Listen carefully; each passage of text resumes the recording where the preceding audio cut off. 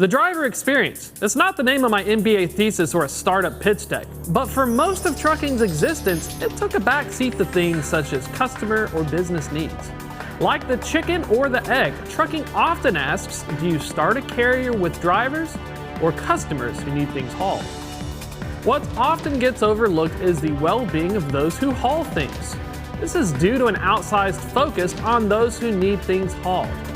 Are there ways to turn the tide and focus on those behind the wheel and not just behind the office desk? We're going to find out in this episode of Loaded and Rolling.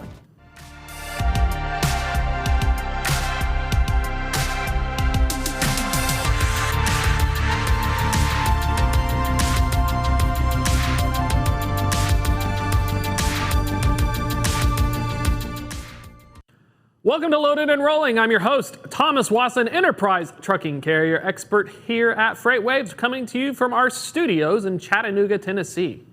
The experience of a driver can differ greatly based on their kind of job. Over-the-road drivers often spend weeks out on the road away from home, and their classification often will have dramatic impacts on their quality of life. It can be an isolating and solitary experience, with most human interaction in the form of a friendly cashier or attempting to haggle with security guards or dock workers. The food is often prepackaged or highly processed, and success at this role involves working upwards of 10 to 11 hours driving each day. This doesn't even begin to address the concerns of how drivers get paid. You have company drivers who are paid wages based on percentage of the load's value or paid per mile. There are owner-operators who, like contractors, provide their own equipment but operate independently or under another carrier's authority. Additionally, some carriers utilize agents, kind of like a freight nesting doll, with carriers within a carrier, often taking a percentage cut of their revenue in exchange for customer or freight access. So far, driver experience is often talked about in terms of technology applications or forms of automation. What I'm curious about is finding out if there are other ways to make life on the road a little bit easier without downloading something. Can trucking create a lifestyle that lives up to the rich history and tradition involved? Because it's one of the most crucial jobs in the economy. Joining us next to talk about his experience as a driver and business owner is FreightWaves' Rooster James Bowen. Prior to joining FreightWaves, Rooster is a 15-year trucking veteran and social media influencer who is a part of the very talented team at Back the Truck Up. For those unaware, Back the Truck Up is a freight culture site by truckers and industry veterans, covering the latest news, players, and virtual trends of the industry with blogs, podcasts, and videos. I'm super excited to welcome Rooster. Welcome to the show, sir. Hey, how we doing, Thomas? We're doing pretty well.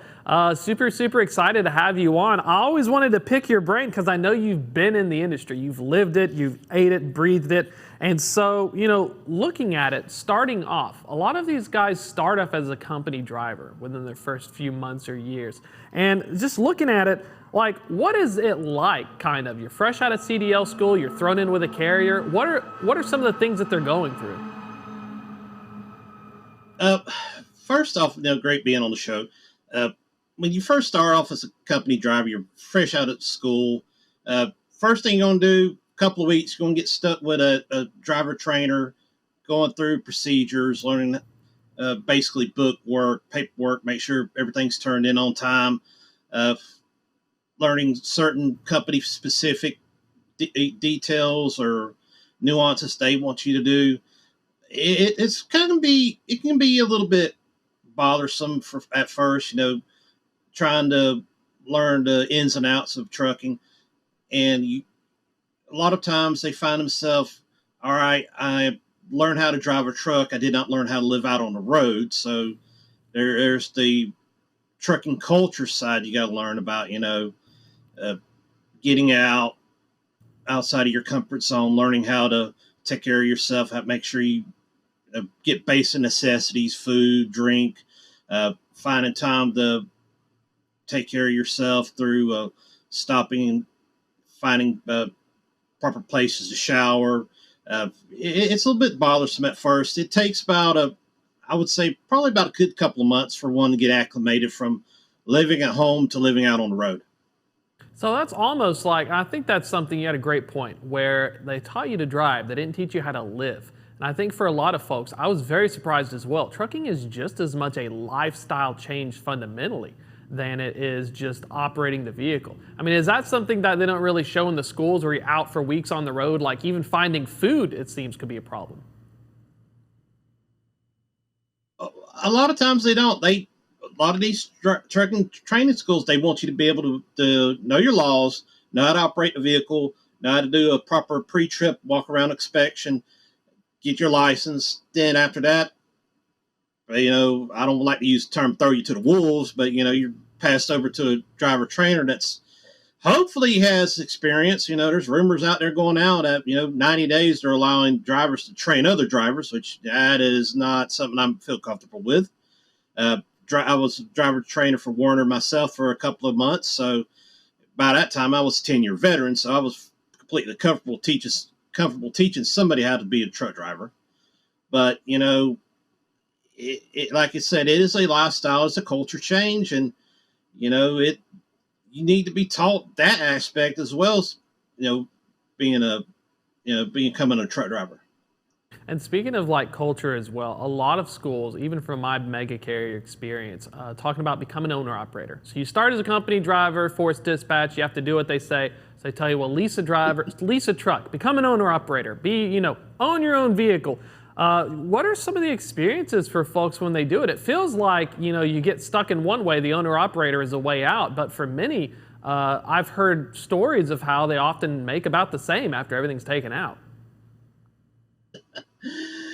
Well, then that's kind of how everything falls. You live as a company driver making your 25, 30 cents a mile. Sometimes I'm seeing advertisements for 50 cents a mile nowadays, just for inflation. But, it all winds up being the same once everything gets taken out. Then when, you decide to say, hey, I'm hang this up. I'm going to go get my own truck, my own trailer. Well, guess what? Now you have all those responsibilities that you passed off to the company being a company driver. You have insurance, you have fuel, you have tax and titles, you have tolls, you have a free pass, best pass, easy pass, whatever you want to use for your tolls, your way station bypass services. You have all that taken account. And guess what? Truth be told, you do wind up making about the same. But the difference is you're your own boss. You can do what you want. You don't have somebody breathing out your back as much. Still do. Instead of having a dispatch, you now have brokers. You have agents that are now breathing down your neck. Make sure you're on time every time, and everything's right. Paperwork's turned in. Everybody's paid off, and everybody's happy at the end. Speaking of agents, when you talked about that, I know with your experiences, you actually got to be an agent as well. What are some of the biggest differences? I remember in my experience, agent fleets were kind of fleets within a fleet. But is there any big changes whenever you become an agent within a carrier? Does it make things more complicated, or are there opportunities? All right, let me correct you. I was never an agent up under a carrier. I was a business capacity owner for Landstar. That's probably where you're getting a little bit mixed up. No, I there, apologize on that. Oh, correction on that. For sure.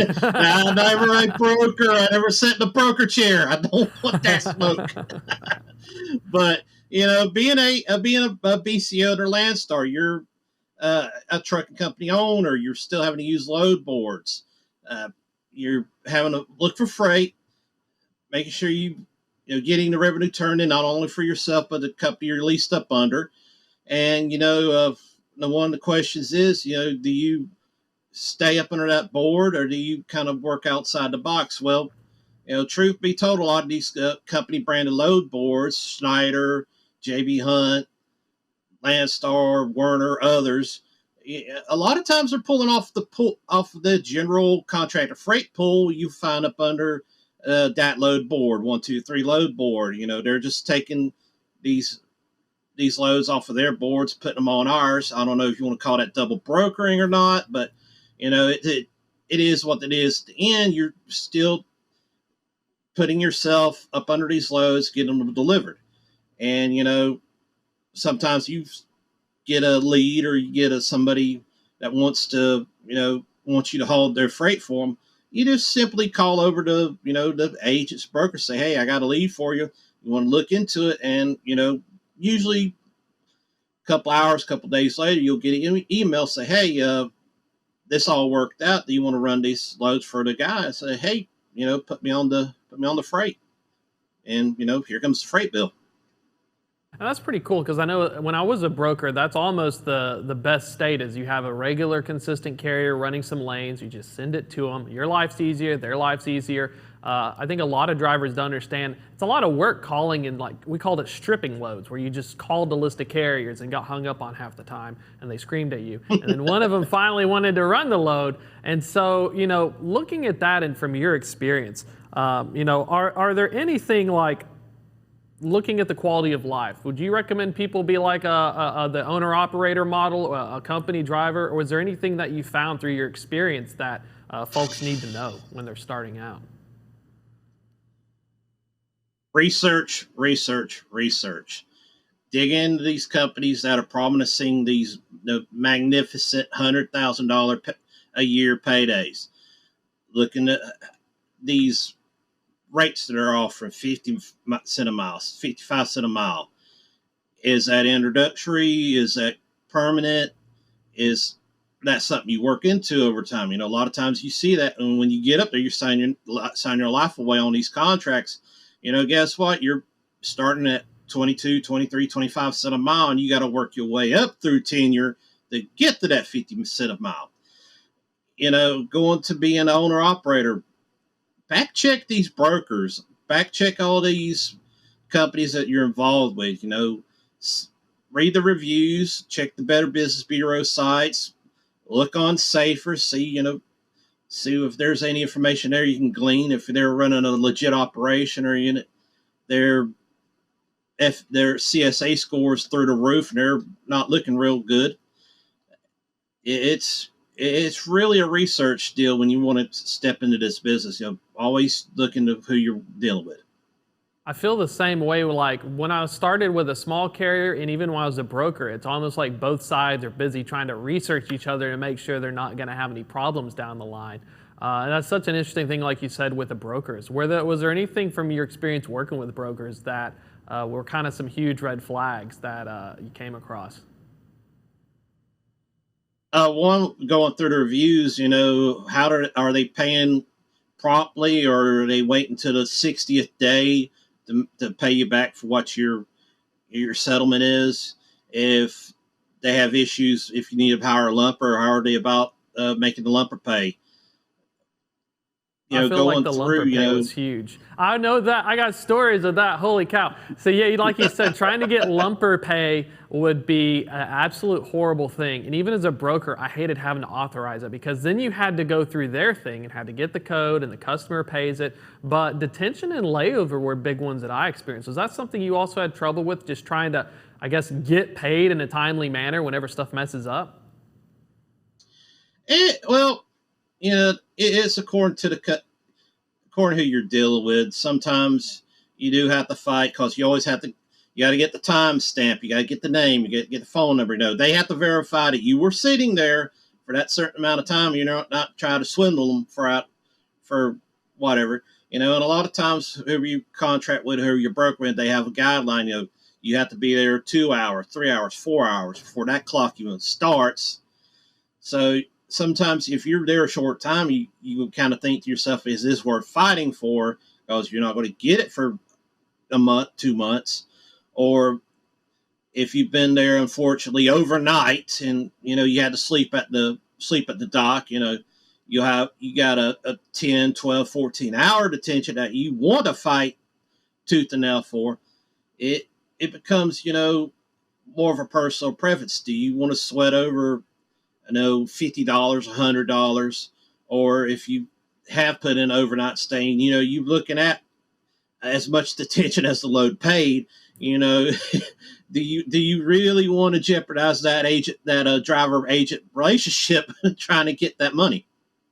That's the craziest part. We hear about relationships all the time, and between shippers, carriers, and brokers.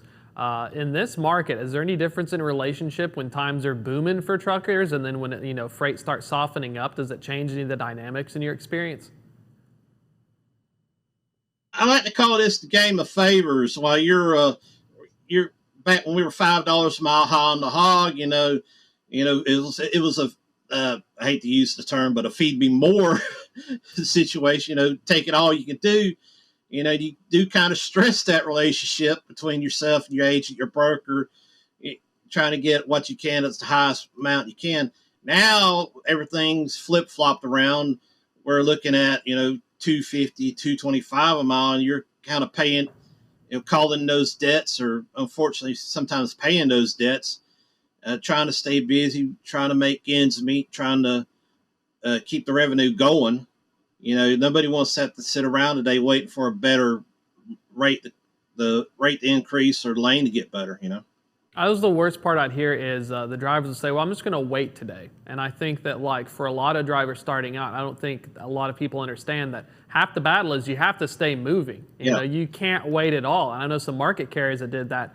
Were there any tips or tricks that you noticed as you were driving and when you were operating for ways to stay moving? Do you just have to bite the bullet sometimes and reposition? Or is there ever a time it's strategically, if you're in a market, it pays to wait? One thing is to research the lanes. The lanes are a constantly evolving creature. What could be paying great one day can be completely trashed the next. Certain lanes stay great through the weekend. Certain lanes are only a Monday through Friday. Learn where the money is. Best advice I can give to somebody just starting out, the triangle, Ohio, Indiana, Michigan, that always seems to be a good paying lane throughout the year. That 3-state triangle. Seasonality also plays into issues. A lot of areas that haul a lot of produce out of South Florida, South Georgia. Certain times of years, those lanes are great. Certain times of year, you don't want to be caught dead there. Another thing is to learn your head haul lanes and your back haul lanes. Certain areas are great coming in and out of. Certain areas, you'll get a high paying load going into it. Then once you get there, everything is, basement rates. Sometimes you thinking, hey, I would rather justify paying a deadhead out of there than waste of time going to a shipper, having to deal with hauling load out of there. That's a weird line of thinking, but sometimes, hey, if I could deadhead out of here 5 hours later, be back into the head haul lanes, that may be worth it.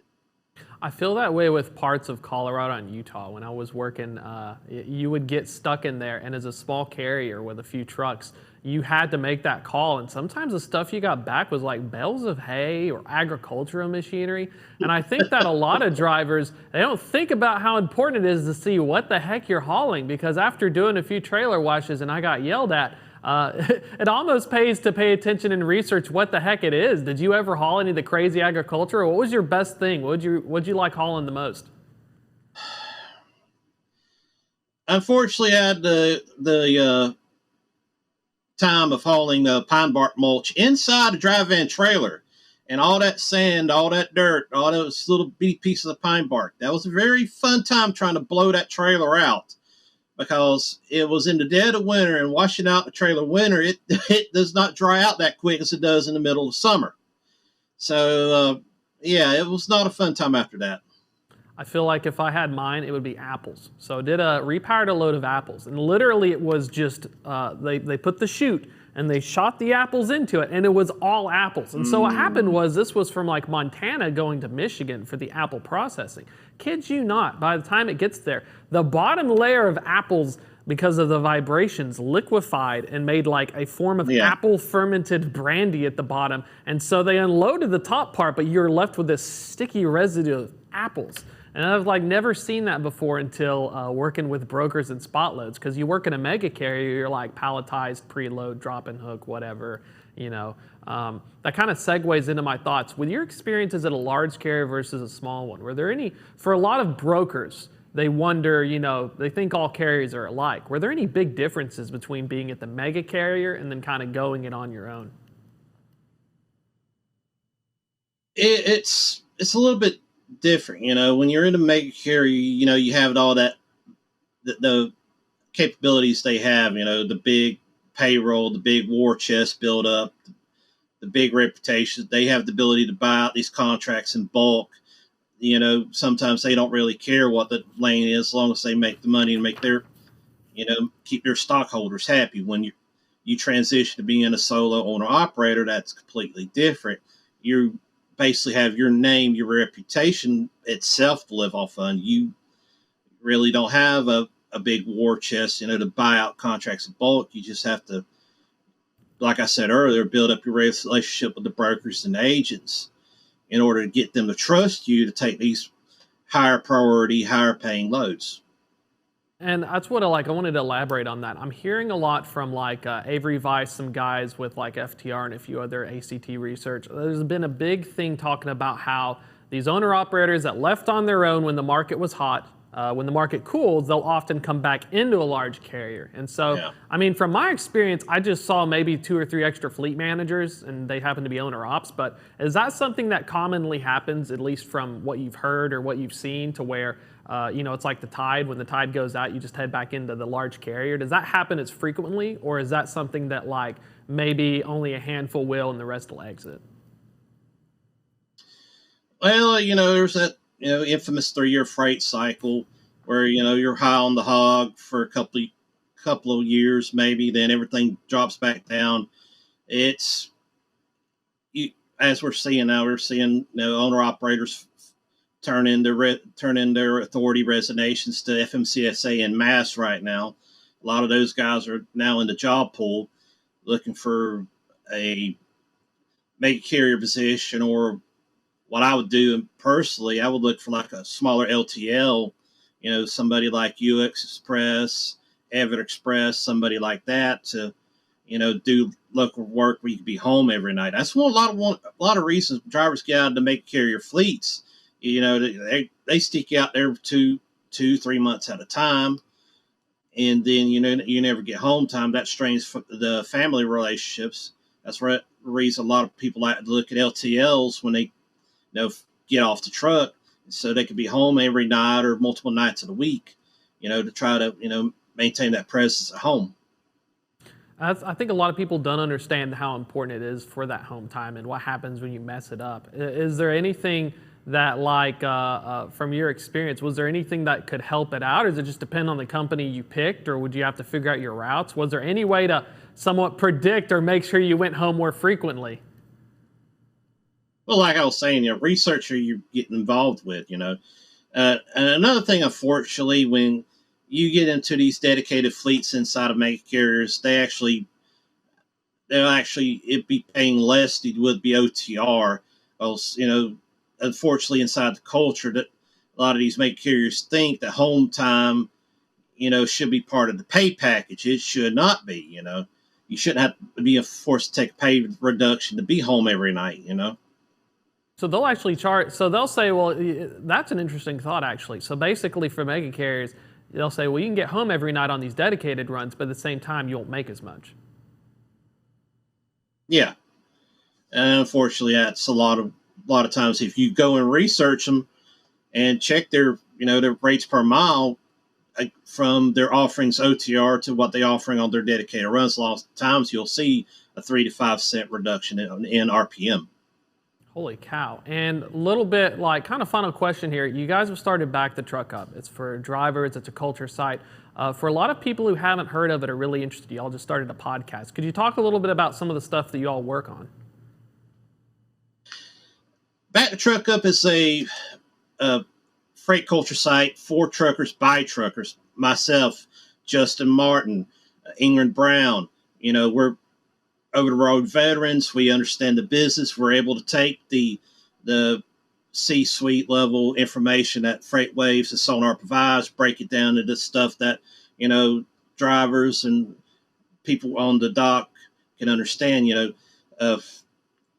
Subjects we cover is basically topics that are really hitting the industry. We just went through the C.H. Robertson's SCOTUS rejection on Certiorari.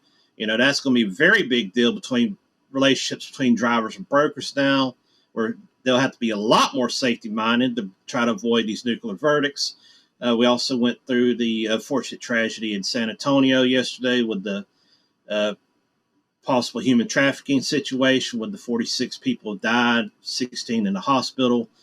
Uh, Other things we look into are, mistreatment of truck drivers, mistreatment stuff, anything that would, bring attention to the trucking and driving industry. I'm very excited to, now that we have it up and we have stuff coming out, to direct people to check it out as well. Because I think for a lot of folks, we talk about high level, we just don't talk about what's actually going on. So thank you so much for coming on, Rooster. Don't mention it, Thomas. Great talking to you. It's been a long time since Arkansas, man. Oh, exactly. We'll look for you in November as well. It's been a pleasure. Well, that's going to be a wrap, though, for today's show. But you can catch us Tuesdays, 1 p.m. Eastern. And normally, either pre-recorded or live. Flip a coin. We'll find out. Join us next week.